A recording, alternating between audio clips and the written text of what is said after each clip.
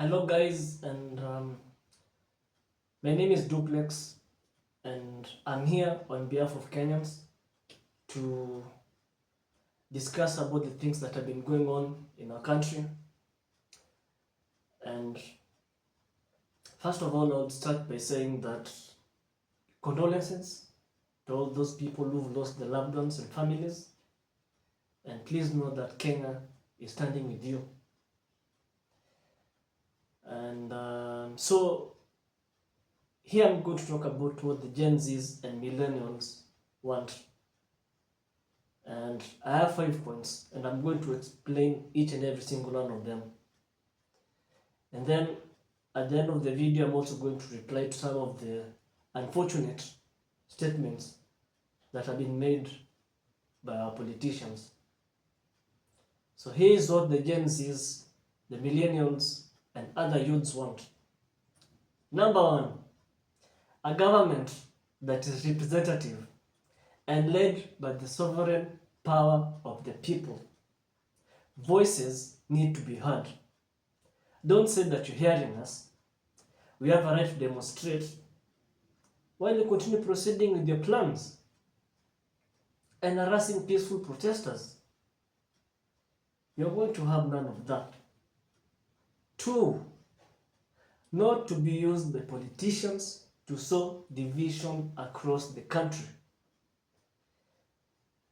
We don't want to be divided based on tribe, gender, sexuality, or religion.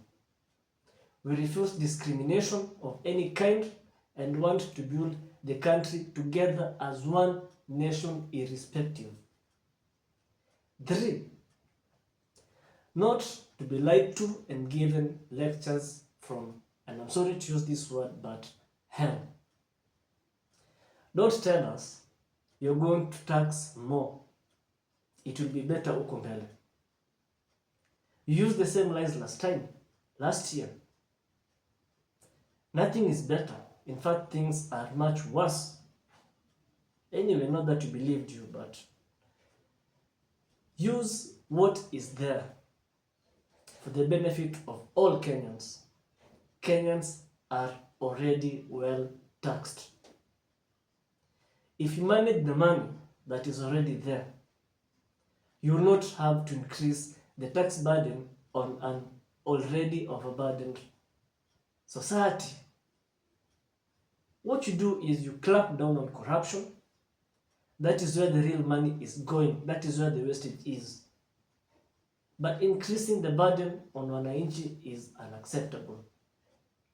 In fact, you should be thinking about lowering the taxes for businesses to thrive and people to get employed. There's not one country in the world that has developed because of tax cuts. Nothing. Nobody.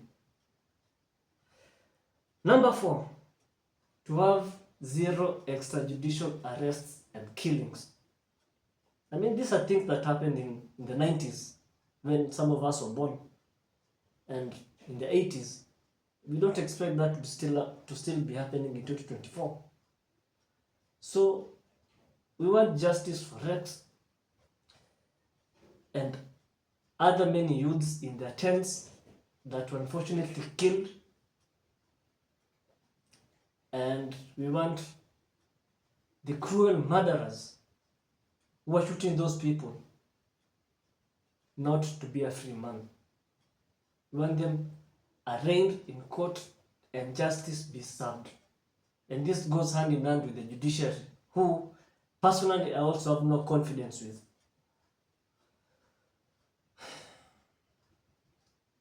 And this is my message to you. You can use all the unjustified force that you want to harass us. Arrest as many of us as you want to. Suppress our voices as much as you like, but in the end, and you should already know this by now, we will not be intimidated. Number 5, last but not least, and also most importantly, and if you did not listen to anything I've said, please listen to this. We reject that financial bill, period. will not accept any tax increases on anything. I mean, this tax is going to increase prices on everything, because if you tax fuel, that's increasing the prices of everything. You don't tackle inflation by increasing taxes, because it has the exact opposite effect. Now, unfortunately, this may have been passed by time, but I'm still going to make replies to some of the unfortunate statements that our politicians have been making on television and in rallies and wherever they may be. Honorable Baya Owen Yah, the Cliffy MP, said on Citizen TV that the youths are being influenced by opposition leaders to reject the finance bill, which I found to be ridiculous and insulting in equal measure.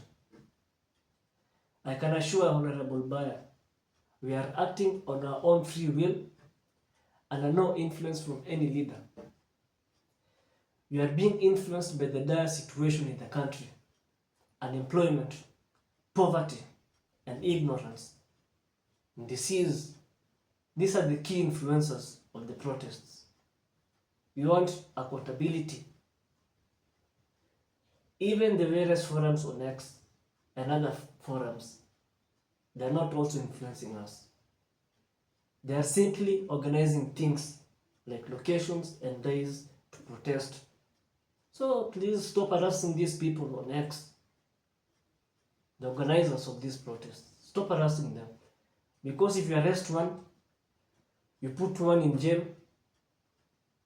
another one is going to come up. This is not any single person movement. It's a united tribalist movement. To Honorable Kimani Ichung'wah, MP for Kikuyu. You know, this is a person I was earmarking to be a future president of Kenya, but what I've seen from him, if I was voting in Kikuyu, he'll definitely not get my vote. This guy said in parliament that our country cannot continue living in debt. Well, what he did not tell us is that even the most developed countries in the world have the most debt. USA has $34 trillion in debt, which is the leading economy in the world.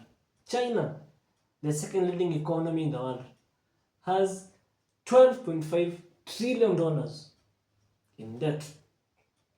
So it's not about having debt, it's about what you do with that money when you get it. That's the real question. That's the real problem. That's the elephant in the room. Anyway, in terms of our debt, we have approximately $45.5 billion. We would like to know how much money is going to pay these debts. And this has to be verified by China and other debt holders, because we can't believe anything that is coming from this government, unfortunately.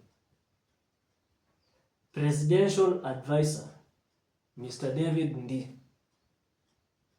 I mean, if this is the... Anyway, he posted on Twitter. I will read actually what he posted. I actually don't even know what to say to you. Let me see. Anyway, he said, he called us cool kids.